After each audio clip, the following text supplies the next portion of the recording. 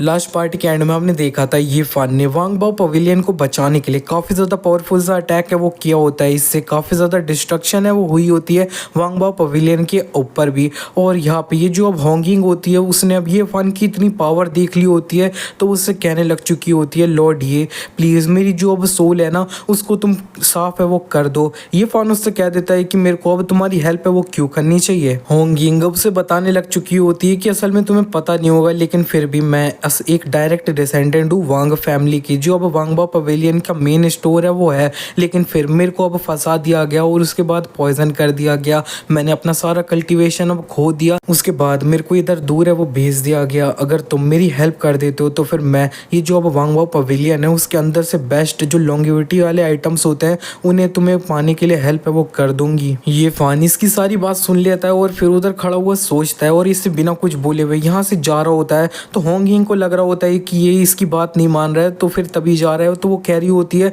Sir तुम्हें वो नहीं चाहिए क्या, लेकिन ये फान उसकी बात काटते हुए कह रहा होता है कि क्या तुम अपनी ये जो अब सोल है उसे अब हॉल के अंदर में साफ करना चाहती हो क्या। और होंगिंग ये सुनने के बाद में काफ़ी खुश हो जाती है और वो उसे एक अच्छा सा रूम होता है उसके तरफ है वो ले जाने लग चुकी होती है और वो एक अच्छे से रूम में यहाँ पे उसको ले आई होती है। होंगिंग ये फान से पूछ रही होती है कि अब तुम्हें अब क्या चाहिए, क्या तुम्हें कोई भी एलिक्सर चाहिए या फिर ट्रेजर चाहिए या कोई फॉर्मेशन चाहिए मेरे को हेल्प करने के लिए। ये फान उससे कह देता है कि नहीं मेरे को ये जो अब सिंपल सफाई है उसके लिए इतनी सारी चीज़ों की ज़रूरत है वो नहीं है, तुम उधर जाके बस बेड के ऊपर लेट जाओ। ये सुनते ही जो होंगिंग होती है वो थोड़ा सरप्राइज हुई होती है और शर्माते हुए कह रही होती है कि वो अप्रोप्रिएट है वो नहीं रहेगा। और ये फान उससे कह रहा होता है कि ये हम कर रहे हैं कि नहीं, और होंगिंग अंत में हार मान जाती है और कह रही होती है ठीक है हम कर रहे हैं। इसी के नेक्स्ट सीन में हमें ब्लैक विंड ट्राइब होती है उसके तरफ का सीन दिखाया जाता है। इधर जियोदा जो होता है उसकी रियल बॉडी उसके मुंह से काफ़ी ज़्यादा खून है वो निकला होता है जब उसके अब क्लोन को डिस्ट्रॉय वो किया गया होता है ये फान के द्वारा। और वो कह रहा होता है कि उसने असल में मेरी जो अब सोल है उसको अब डैमेज कैसे कर लिया, ये था कौन। वो एक बच्चे जैसा लग रहा था लेकिन वैसा बिल्कुल भी वो नहीं हो सकता है, वो सीक्रेट तकनीक यूज़ है वो कर रहा था। अगर वो उसकी फुल पावर है तो फिर वो मेरे को आसानी से क्रश है वो कर देगा। ये उसके लिए ऐसा रहेगा कि वो एक जो नॉर्मल एंट है ना उसको क्रश है वो कर रहा है। वो कांपते हुए कह रहा होता है कि अब मेरे को अब क्या करना चाहिए। एक भद्दी सी शक्ल वाले ओल्ड मैन इसको परेशान देखता हुआ इससे पूछ लेते हैं कि मास्टर आप काफ़ी ज़्यादा परेशान है वो लग रहे हो, क्या कोई ये वो पावरफुल एनिमी मिल गया क्या। तो फिर जियोदा भी बता देता है कि हाँ वो काफ़ी ज़्यादा पावरफुल है, तो फिर तुम्हारे पास में उसका कोई उपाय है क्या। ये ओल्ड मैन उससे कह देता है कि मास्टर क्या तुम हमारे ट्रेजर के बारे में भूल चुके हो क्या। हाँ वही वाला जिसने जोंग फैमिली के पूरे 72 मेंबर्स थे उनको जान से मार दिया था। हाँ इस जगह पे मैं हेवनली ब्लैक कर्स से उसकी बात है वो कर रहा हूँ। ये तुम्हारे दुश्मन को तब मार देगा जब उसे अब पता भी है वो नहीं चलेगा, और स्ट्रॉन्गेस्ट से स्ट्रॉन्गेस्ट कल्टिवेटर होएगा वो भी इससे बच के वो नहीं जा सकता है। ये सुनने के बाद में जियोदा जो होता है वो कह रहा होता है कि हाँ जब मैं उस बंदे को डिफीट कर दूंगा ना तब वो लाल बाल वाली जो लड़की है ना वो अब यहाँ पे अब मेरी है वो हो जाएगी। वो उठ जाता है और कह रहा होता है कि चलो ठीक है लड़को अब सीधे ये जो अब सेक्रीफाइसेस है ना उनको तैयार है वो करो। और फिर जियोदा के जो भी अब ट्राइब के लोग होते हैं वो इधर जितने भी स्लेव्स लोग होते हैं उनको अब अल्टर पे वो ले जा रहे होते हैं जहाँ पे उन लोगों को अब सेक्रीफाइस वो करेंगे ये लोग। इसी के बाद में अब हमें दिखाया जाता है ये फान के तरफ का सीन। होंगिंग अब जो बेड होता है उसके ऊपर लेट चुकी होती है और उसने ऊपर से थोड़े कपड़े होते हैं उन्हें उतार दिया होता है ताकि ये फान उसको अब अच्छे से सही है वो कर पाए। ये फान भी थोड़ा शर्माए वो रहा होता है उसको इस तरह से देख के, लेकिन वो उसकी तरफ हाथ बढ़ाते हुए कह रहा होता है कि ये शुरुआत में थोड़ा दर्द है वो देगा लेकिन इसे झेल है वो लेना। और वो अपना जो सिस्टम होता है उसे एक्टिवेट कर लेता है। और ये फान जैसे ही इसके अंदर अपनी पावर डालना स्टार्ट किया होता है होंगिंग काफ़ी ज़्यादा तेज से वो चिल्लाती है और वो कह रही होती है कि मैं काफ़ी ज़्यादा जो एक पावरफुल एनर्जी है उसे अपनी बॉडी के अंदर महसूस है वो कर सकती हूँ। और यही चीज़ ये फान काफ़ी देर तक करता है और फिर फाइनली वो अब कह देता है कि ये अब हो चुका है। तो फिर अब कैसा चल रहा है, क्या तुम अच्छा महसूस कर रही हो।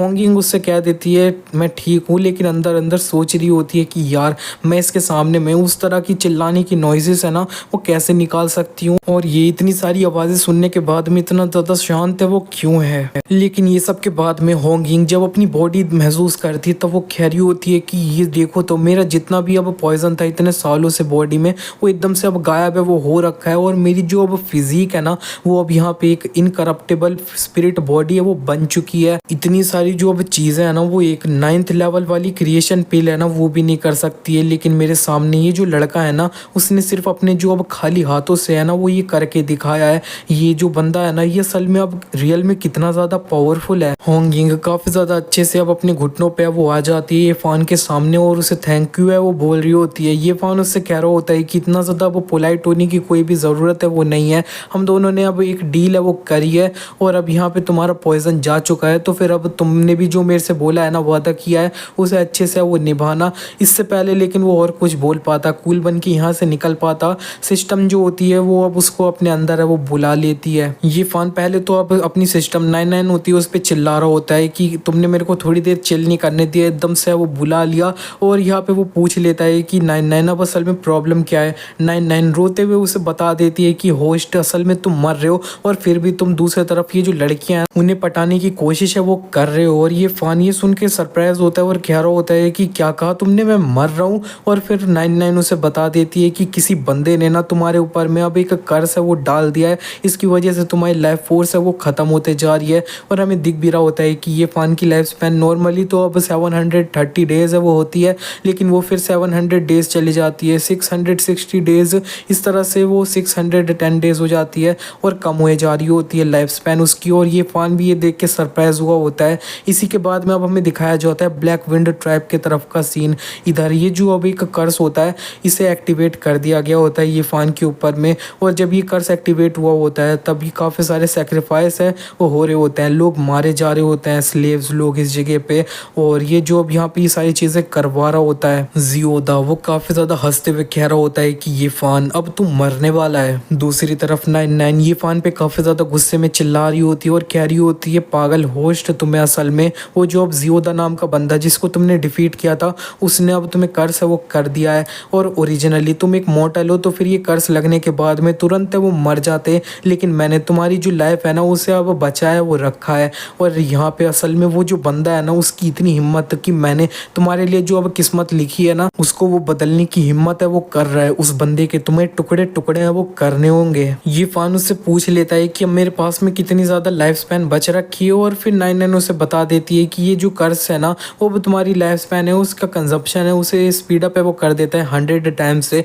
तो ओरिजिनली तुम्हारे पास 2 ईयर्स की लाइफ स्पैन है वो बच रखी थी, लेकिन अब टोटल में तुम्हारे पास बस 1 वीक है वो बच रखा है। ये सुनते ही ये फ़ान काफ़ी ज़्यादा हैरान है वो हो जाता है, और 99 उसे कह देती है कि हाँ ये सही है, असल में तुम अब मरने वो वाले हो और जल्दी से अब तुम अब कोई तरीका है वो सोचो ये कर्स है उसे तोड़ने का। और इस बार में हम दोनों सेम साइड में वो हैं। इतना कहने के बाद में 99 ये फ़ान को उसका जो अब सिस्टम होता है स्पेस उससे बाहर है वो फेंक देती है, और ये फ़ान इस बार में होंग यिंग जो नंगी होती है उसके ऊपर है वो गिरा होता है। होंग यिंग तो इधर कपड़े है वो चेंज कर रही होती है, लेकिन ये फ़ान को देख के वो काफ़ी ज़्यादा शर्मा जाती है, कह रही होती है मास्टर असल में तुम यहाँ पे वापस है वो कैसे आए। लेकिन ये फ़ान इसकी ज़्यादा बात है वो सुनता नहीं है और वो उससे कह देता है होंग यिंग अगर तुम्हारे पास में लॉन्गेविटी मेडिसिन है उसके बारे में कोई भी न्यूज़ हो तो फिर तुम उससे जो अब यहाँ पे अब मेरी फार्मेसी है उधर जाके वो बता सकती हो, जो कि अब सिटी के साउथ में वो है। मेरे को अभी थोड़ा और दूसरा इंपॉर्टेंट काम है वो है। होंग यिंग भी उससे कह देती है मास्टर आप चिंता है वो मत करो, मैं इधर बेस्ट ट्राई है वो करूंगी, लॉन्गेविटी मेडिसिन है उसे अब मास्टर तुम्हारे लिए ढूंढने का। ये फ़ान अब एक स्पेस है वो क्रिएट कर देता है और यहाँ से टेलीपोर्ट होके चले वो जाता है। और इसी के बाद में अब हमें दिखाया जाता है ब्लैक विंड विलेज होता है उसके तरफ का सीन। यहाँ पे काफ़ी सारे लोगों को सेक्रीफाइस किया जा रहा होता है, जो अब यहाँ पे अब ये सारी चीज़ें करवा रहा होता है वो जियोदा होता है। जियोदा यहाँ पे ये सारे लोगों को सेक्रीफाइस होता हुआ देखता हुआ काफ़ी हंस वो रहा होता है और कह रहा होता है कि काफ़ी अच्छी बात है, मेरा जो क्लोन था उसने ये फ़ान की सोल के ऊपर में एक मार के वो छोड़ दिया था, उसकी वजह से सारी चीज़ें काफ़ी स्मूथली वो जा रही हैं। और चाहे तुम असल में अब कोई रीइंकार्नेशन ऑफ हेवनली गॉड हो, फिर भी ये जो अब कर्स एक बार तुम्हारे ऊपर लग गया ना तो फिर अब यहाँ पे तुम सिर्फ अपनी मौत का इंतज़ार है वो कर सकते हो बस। और इतने में यहाँ पे एक जो स्पेस होती है वो क्रिएट हो जाती है और ये फ़ान है वो आ जाता है इस जगह पे। उसने ये जो अब यहाँ पे अब हेवनली ब्लैक कर्स होता है उसको हाथ में पकड़ के तोड़े वो दिया होता है। जैसे वो यहाँ पे आया होता है और वो कह रहा होता है कि अब तुमने अपनी जो अब किस्मत है ना उसको ऑलरेडी खुद से वो लिख लिया है। और यहाँ पे ये फ़ान को देखने के बाद में जियोदा होता है वो कह रहा होता है इम्पॉसिबल, तुमने इसे अब डिटेक्ट है वो कैसे किया, वो इमोर्टल एम्परर एरा का एक डिवाइन ऑब्जेक्ट है वो था। ये फ़ान अपना काफ़ी सारा ओरा निकालता है और कह रहा होता है चल निकल। और इसी के बाद में वो हमें दिख रहा होता है कि ये फ़ान ने 99 से क्या बात करी होती है। 99 अब ये फ़ान को बता रही होती है कि इस बंदे ने तुम्हारी जो जो अब लाइफ स्पैन है उसको अब बहुत जल्दी है वो ख़त्म कर दिया है, क्या तुम इससे अब खुश हो क्या? और ये फ़ान उससे कह रहा होता है कि अब मेरे को अपनी लाइफ स्पैन के बारे में चिंता है वो नहीं करनी है, मैं बस चिंता इस बात की कर रहा हूँ कि वो जो वो बंदा है ना उसको अब काफ़ी आसान मौत है वो ना मिल जाए। 99 भी उससे कह देती है कि चलो ठीक है, अब मैं भी तुम्हारी हेल्प है वो करूँगी क्योंकि हम दोनों असल में पार्टनर्स हैं ना। और फिर इसी के बाद में 99 जो होती है वो भी अब ये फ़ान की हेल्प है वो कर रही होती है इस बार। और ये फ़ान ने काफ़ी सारे जो वो पिंक हाथ होते हैं उन्हें क्रिएट है वो कर लिया होता है। और फिर ये जो अभी यहाँ पे जियोदा होता है वो कह रहा होता है कि ये पॉसिबल कैसे है, तुम्हें क्लियरली ऑलरेडी कर्स्ड है वो कर दिया गया है। और यहाँ पे लेकिन जो अब ये फ़ान होता है वो अब इनको अपने तरफ है वो खींच रहा होता है। जियोदा के साथ में जो बंदा होता है वो काफ़ी आसानी से ये फ़ान की तरफ में वो खींच चुका होता है, लेकिन जो भी यहाँ पे जियोदा होता है उसने अपने आप को काफ़ी अच्छे से वो रोक रखा होता है। लेकिन फिर भी ये फ़ान जब एक अपनी काफ़ी पावर लगाता है तब जियोदा भी अब खींची है वो जाता है ये फ़ान की तरफ में। और ये फ़ान ना भी एक सिंपल सा पंच है वो मार देता है। और ये पंच लेते हुए जो अब जियोदा होता है वो बस चिल्ला रहा होता है कि ये असल में पॉसिबल कैसे है, ये पॉसिबल कैसे है। और ये अटैक होता है वो काफ़ी ज़्यादा पावरफुल होता है जो वो पूरा स्पेस तक है वो गया होता है। और अंत में जाके ये जो अब जियोदा होता है वो सिर्फ अब यहाँ पे अब स्पेस के अंदर में एक धूल है वो बन चुका है और कुछ नहीं। और ये फ़ान का ये जो अटैक होता है उसके बाद में जब शांति हुई होती है उसके बाद में ये फ़ान आसमान की तरफ अपनी मिडल फिंगर दिखाता है और कह रहा होता है कि तुम अब मेरी मौत का इंतज़ार है वो कर रहे थे ना, तुम सिर्फ अपनी मौत है वो खुद लिख रहे थे। और लेकिन इतने में ये जो अब यहाँ पे अब 99 होती है वो ये फ़ान से कह देती है होस्ट तुम कुछ ज़्यादा ही अब जल्दी अब सेलिब्रेट है वो कर रहे हो, तुम्हारी लाइफ स्पैन है ना वो अभी भी एक दिन में अब 100 डेज है वो ख़त्म हो रहे हैं। और यहाँ पे ये सुनते ही ये फ़ान काफ़ी हैरान है वो हुआ होता है, परेशान कह रहा होता है कि मैंने क्लियरली वो जो अब हेवन कर्सिंग स्टाफ थी उसको अब डिस्ट्रॉय वो कर दिया था, तो फिर ये कैसे हो सकता है? 99 उसे बता देती है कि ये ऑलरेडी टू लेट है वो हो चुका है, कर्स वो ऑलरेडी तुमसे अटैच हो चुका है, तुम उस चीज़ को डिस्ट्रॉय कर दिए वो अब फिर भी यूजलेस है। और ये फ़ान जब अपनी टी शर्ट खोल के देखता है तब उसे दिख जाता है कि ये जो अब कर्स होता है वो अभी भी उसकी बॉडी के ऊपर है वो होता है। ये देखते ही वो काफ़ी ज़्यादा हैरान परेशान कह रहा होता है कि इसका तो मतलब ये है कि अब तो मैं मर गया, बस मेरा हो गया। इसी के बाद में अब हमें तियानवू सिटी के तरफ में ये फ़ान का जो अब मेडिकल शॉप होता है उसके तरफ का सीन दिखाया जा रहा होता है। उधर आसपास में जो होते हैं काफ़ी लोग भाग रहे होते हैं और कह रहे होते हैं कि भागो, यहाँ पे रास्तों में मॉन्स्टर है मॉन्स्टर। और ये लोग जिस मॉन्स्टर की बात कर रहे होते हैं उसकी हमें झलक भी है वो दिखा दी जाती है। और दूसरी तरफ अब हमें ये फ़ान को दिखाया जाता है। ये फ़ान जब अपना मेडिकल स्टोर जा रहा होता है तो वो काफ़ी ज़्यादा उदास होता है, उदासी में सोच रहा होता है कि अगर ये जो अब 99 है उसने अच्छे से सही कैलकुलेट किया है तो फिर मेरे पास में सिर्फ 3 दिन है वो बच रखे हैं। और दूसरी तरफ जब वो अपना मेडिकल स्टोर पहुँचता है तब उसे दिखता है कि एक जो अब मॉन्स्टर का हाथ होता है वो लिंगर के तरफ में वो बढ़ रहा है। और ये फ़ान ये देखते ही चिल्ला रहा होता है कि लिंगर देख के, लेकिन ये जो अब एक मॉन्स्टर होता है ना वो अब लिंगर के साथ में ये वो होता है और लिंगर को वो कुछ नहीं कर रहा होता है। लिंगर भी उसे गुड बॉय है वो बोल रही होती है और ये दोनों साथ में काफ़ी ज़्यादा अच्छे भी है वो लग रहे होते हैं। और जैसे ही लिंगर ने ये फ़ान को देखा होता है वो उसके गले लग जाती है और कह रही होती है कि तुम वापस आ चुके हो। ये फ़ान की नज़र ये जो अब वाइट बेयर होता है उसके ऊपर में वो होती है, तो फिर अब लिंगर समझ जाती है और वो बताने लग चुकी होती है कि ये असल में लिटिल कॉटन है। और फिर वो अब पूरी कहानी बता रही होती है कि लिटिल कॉटन है ना वो बचपन से मेरा एक पेट है वो था जब मैं छोटी थी और यहाँ पे ये मेरे से काफ़ी ज़्यादा क्लोज मैं तो था। लेकिन एक दिन जो अब ब्लैक विंड ट्राइब थी उन्होंने जोंग फैमिली है उसके ऊपर में अटैक वो कर दिया था और मेरी मदर फादर उस जगह पे मारे गए और मेरे को भी कैप्चर कर लिया गया। और फिर अंत में जाके लिटिल कॉटन और मैं जो है वो एक दूसरे से इतने बड़े इंसिडेंट के बाद में सेपरेट है वो हो गए। वो उदास होते हुए कह रही होती है कि एक दिन मैं बदला अपना ज़रूर है वो लूँगी। ये फ़ान इसके सर पे हाथ रखता है और कह रहा होता है उदास होने की कोई भी ज़रूरत नहीं है, ब्लैक विंड ट्राइब है ना वो अब ऑलरेडी एग्जिस्ट है वो नहीं करती है। जिन लोगों ने भी तुम्हें अब चोट है वो पहुंचाई है पहले वो सब ऑलरेडी मारे हैं वो जा चुके हैं। ये सुन के लिंगर उससे पूछ लेती है कि क्या असल में ब्लैक विंड ट्राइब है वो अब जा चुकी है, तो फिर अब ये फ़ान उससे बता देता है हाँ वो सारे जो लोग थे वो काफ़ी गलत काम है वो कर रहे थे और उन्होंने मेरे को भी परेशान है वो कर दिया था, तो मैंने उन सबको है वो मार दिया है और अब चिंता है वो मत करो और आज से हम जो है ना वो अब एक पार्ट है फैमिली का, तो अब यहाँ पे तुम्हें कोई भी टच है वो नहीं कर पाएगा। लिंगर भी ये सुन के काफ़ी ज़्यादा खुश है वो हो जाती है और ये सारी स्टोरी सुन के ये जो अब भालू होता है वो भी काफ़ी इमोशनल है वो हो रखा होता है और किलिंगर यहाँ से चले जाती है, कह रही होती है कि मैं खाना है वो बना दूंगी तुम्हारे लिए, और वो चले जाती है इस तरह से। और जैसे वो गई होती है तब वो 99 इसके पास आके कह रही होती है कि ये